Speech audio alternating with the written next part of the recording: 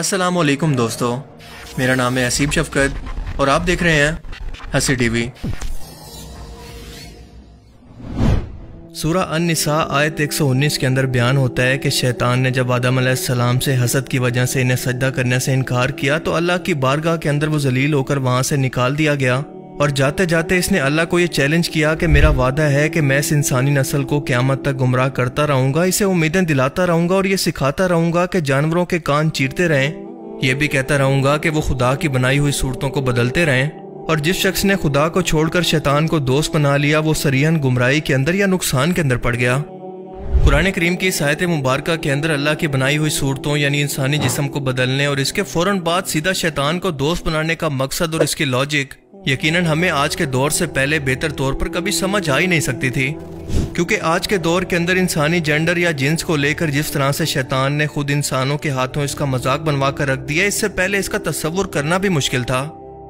LGBTQ यानी lesbian, gauge, bisexual, transgender और cures और पता नहीं क्या क्या, इन सब के बाद भी ये गुमराही का सिलसिला रुकने का नाम नहीं ले रहा बल्कि मुसलसल बढ़ रहा है। अब दुनिया भर में LGBTQ को हकूक देने की तरीकें पुरानी हो चुकी हैं, क्योंकि अब अमेरिका और बरतानिया जैसे सो कॉल्ड तरक्की याफ्ता और सिविलाइज्ड मुल्कों के अंदर ये बहस चल रही है कि हर शख्स को वही शनाख्त और वही जेंडर कानूनी तौर पर दिया जाए जो कि वो खुद को महसूस करता है। मिसाल के तौर पर अगर ये शख्स कहता है कि मैं इन पहले से मौजूद तमाम जेंडर में से खुद को कोई भी महसूस नहीं करता, बल्कि मुझे लगता है कि मैं कुत्ता हूँ, मेरे अंदर कुत्ते वाली फीलिंग्स हैं, लिहाजा आज के बाद मुझे कुत्ते के नाम से लिखा और पुकारा जाए, जिस पर कानूनी तौर पर कोई सवाल नहीं कर सकता, जिसके बाद इसे कानूनी तौर पर इस मुल्क के अंदर वो तमाम हकूक हासिल होंगे जो कि यहाँ के कुत्तों को हासिल हैं। लोग इसे पालतू जानवर की तरह कानूनी तौर पर घरों पर रख सकते हैं, इसे राह चलते कहीं भी घुसने घूमने की आज़ादी होगी वगैरह वगैरह। आपको शायद ये सब कुछ सुनकर मजाक लग रहा होगा, पर यह इतना कड़वा सच है और इतना खतरनाक मामला है कि इंसानी नस्ल को आने वाले वक्तों के अंदर तबाह करके रख देगा। मैं आपको एक इंटरव्यू दिखाता हूँ जिसके अंदर एक 27 साल की ट्रांसजेंडर औरत का कहना है कि मैं इंसान नहीं बल्कि खुद को एक वुल्फ यानी भेड़िया मानती हूँ, ये मेरी शनाख्त है। 27-year-old transgender woman. I am a wolf. Would you be able to give us an example of this wolf communication? No. I'm not comfortable doing so. Okay. हम लोग भेड़ियों की तरह एक दूसरे को हॉल करके आपस के अंदर बात करते हैं, एक दूसरे को वैसे ही जानवर की तरह ट्रीट करते हैं। ये हमारा खुफिया कम्युनिकेशन का तरीका है जिसे मैं किसी के साथ शेयर नहीं करना चाहती। बिल्कुल इसी तरह से एक और इंटरव्यू के अंदर एक औरत का कहना था कि मुझे समझ नहीं आती कि हमारी जनरेशन आखिर कहाँ पर जा रही है, उसे क्या हो गया है, क्योंकि हमारे पास स्कूल के अंदर ऐसे बच्चे आ रहे हैं जो कि खुद को कोई जानवर कहते हैं, मिसाल के तौर पर बिल्ली, और मेरे सवालों के जवाब देने के बजाय वो बदले में म्याऊं म्याऊं करते हैं बजाय इंसानी जबान के अंदर जवाब देने के। लेकिन चाहकर भी मैं इन्हें कुछ भी नहीं कह सकती, क्योंकि ये इनकी क्योर आइडेंटिटी या फिर अपने खुद के जेंडर को चूज करने के कानून के खिलाफ है और मुझे कानूनी कार्रवाई का सामना करना पड़ेगा। So now we are seeing kids that are identifying as animals going to school and they are purring instead of answering questions and they meow and the teachers are not allowed to question it because it's considered a queer identity. अब अंदाजा लगाएं कि ये गुमराही आखिर अब किस हद तक जाकर खत्म हो सकती है। ये इंसानियत या इंसानी नस्ल से भला कैसी नफरत है जो कि इसे मुसलसल बिगाड़ कर खुद इंसानों के हाथों इसकी और इसके खालिक की तौहीन करवा रही है, जिस खालिक ने इसे बेहतरीन सूरत के अंदर पैदा किया। गैर मुस्लिम खास तौर पर एथियस का सबसे बड़ा एतराज अल्लाह की ज़ात पर यही होता है कि इंसान तो आज़ाद पैदा हुआ है, इसे अपनी मर्जी की ज़िंदगी गुजारने का हक होना चाहिए, ना कि किसी और अल्लाह के बनाए गए कानून या शरीयत का वो गुलाम या फिर इसका पाबंद हो। इन कम अक्लों के लिए यही जवाब काफ़ी है कि किसी मशीन या पुर्जे को ख़रीदने लगें तो हमेशा इसके साथ एक मैनुअल आता है कि अगर इस मशीन को इस तरह से ऑपरेट किया गया तो ये ठीक रहेगी, वरना ख़राब होकर आहिस्ता आहिस्ता से बिल्कुल बर्बाद हो जाएगी, क्योंकि इस मैनुअल को लिखने वाला इसका क्रिएटर इस बात को जानता है कि इस मशीन को किस तरह से ऑपरेट करना है और किस तरह से नहीं। बिल्कुल इसी तरह से इंसानी जिस्म के खालिक ने यह मैनुअल इंसानी मशीन के लिए उतारा है कि अगर इस कानून के मुताबिक दुनिया का हर इंसान नहीं चलेगा तो इसकी रूह बिल्कुल तबाह हो जाएगी, इसका दिल बिल्कुल मुर्दा हो जाएगा और वो गुमराही के अंदर मरकर हमेशा के लिए जहन्नुम में चला जाएगा, जहां से हमेशा के लिए इसकी कभी भी वापसी मुमकिन नहीं।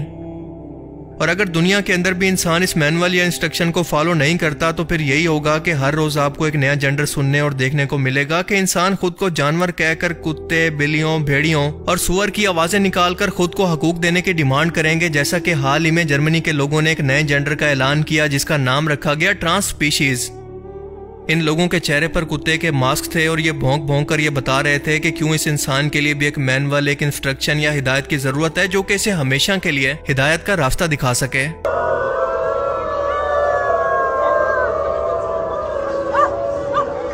ویسے یہاں پر آوارہ کتوں کو مارنے والی سروس کو ایک بار ضرور فون کر لینا چاہیے تھا۔ مسلسل کاسمیٹک سرجریز اور ٹیٹوز کے ذریعے شیطان پہلے انسانی شکل کو بدلوا کر یہ کام پہلے سے کر رہا تھا، مگر اب اسے آخری حدوں پر کچھ اس طرح سے پہنچا دیا گیا ہے کہ اسے باقاعدہ جانور کی شناخت دے دی ہے، اور اس مقصد کے لیے باقاعدہ بچپن سے ہی بچوں کو ذہنی طور پر تیار کیا جا رہا ہے۔ جس عمر کے اندر بچوں کے ذہن کچے ہوتے ہیں وہ کوئی لاجیکل ریزننگ یا ان حرکتوں پر کوئی سوال نہیں کر سکتے، اور یہ سب کچھ ان کے ماں باپ اور سوسائٹی کو بنا بتائے چپکے سے ہو رہا ہے۔ مثال کے طور پر یہ ایک امریکن اسکول کی ویڈیو ہے جس کے اندر جینڈر سوائپ یعنی جینڈر کی ادلا بدلی کا دن منایا جا رہا ہے کہ لڑکے لڑکیوں کے اور لڑکیاں لڑکوں کے بےہودہ اور فیش قسم کے لباس کے اندر کیسے گھوم پھر اور پوز بنا رہے ہیں، یہ آپ خود ہی دیکھ لیں۔ اگر آپ کو لگتا ہے کہ یہ سب کچھ بائی چانس ہو رہا ہے، اس کا شیطانیت یا اس کے ایجنڈا سے کوئی تعلق نہیں، تو ذرا ایک بار پھر سے سوچ لیں، کیونکہ غور کریں کہ پاکستان سمیت دنیا بھر کے اندر اچانک سے شیطانیت کو آخر کیوں اتنے پیسے لگا کر پروموٹ کیا جا رہا ہے کہ ہر films, drama, social media, news, NGOs، ہر جگہ پر بس آپ کو آج کل یہی کچھ دیکھنے کو ملے گا۔ مثال کے طور پر وائس آف امریکہ کی ویڈیو کا یہ کلپ دیکھ لیں۔ کیا زمین کے بڑھتے ہوئے درجہ حرارت کو کم کرنے کے لیے سورج پر پردہ ڈالا جا سکتا ہے یا زمین کو ہی کسی بڑی سی چھتری سے ڈھک دیا جائے؟ یہ لوگ ایسے کریکٹرز کو جان بوجھ کر دکھا کر لوگوں کی مائنڈ پروگرامنگ کر کے ان کو کس چیز کے لیے تیار کرنا چاہتے ہیں، اس کا اندازہ لگانا مشکل نہیں ہے۔ اگر بات یہیں تک ہوتی تو بھی ٹھیک تھا، پر اس کے ساتھ ساتھ باقاعدہ مذہب کو اس کے اندر شامل کر کے خصوصاً اسلام کو موک کیا جاتا ہے، ان کا مذاق بنایا جاتا ہے۔ مثال کے طور پر آپ یہ پوائنٹ ذہن میں رکھیں اور اس کے بعد سنیں اور دیکھیں اس ویڈیو کو۔ Muslims are people and people are queer۔ زینب کر کے بھی مطلب آپ دیکھیں کہ وہ دین کا بھی کچھ لگ رہا ہے مذاق اڑایا جا رہا ہے، مطلب استغفر اللہ العظیم، اتنی یعنی اوڈیسٹی کیسے یار آپ میں حاصل کی؟ اس کے بعد فیصلہ کریں کہ کیا واقع شیطانی ایجنڈا اور مذہب کا آپس کے اندر کوئی کنیکشن موجود نہیں ہے۔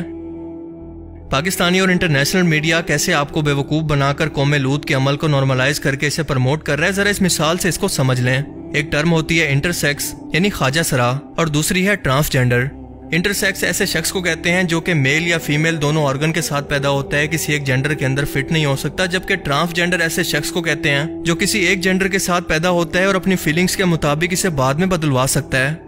اسلام میں انٹرسیکس لوگوں پر کوئی اعتراض نہیں کیا گیا، بلکہ انہیں برابری کے حقوق دیے گئے ہیں، جبکہ ٹرانسجینڈر ٹوٹلی حرام ہے، کیونکہ یہ انسان کی جسمانی شیپ کی بجائے صرف اس کی فیلنگز پر ڈیپینڈ کرتا ہے، جو کہ ذہنی سوچ کی پیداوار ہے، اور آپ کی یہ سوچ آپ کے آس پاس کے ماحول کی وجہ سے بھی ہو سکتی ہے، یا پھر برین واشنگ کا نتیجہ بھی۔ یہ ہم جنس پرستی کہلاتی ہے۔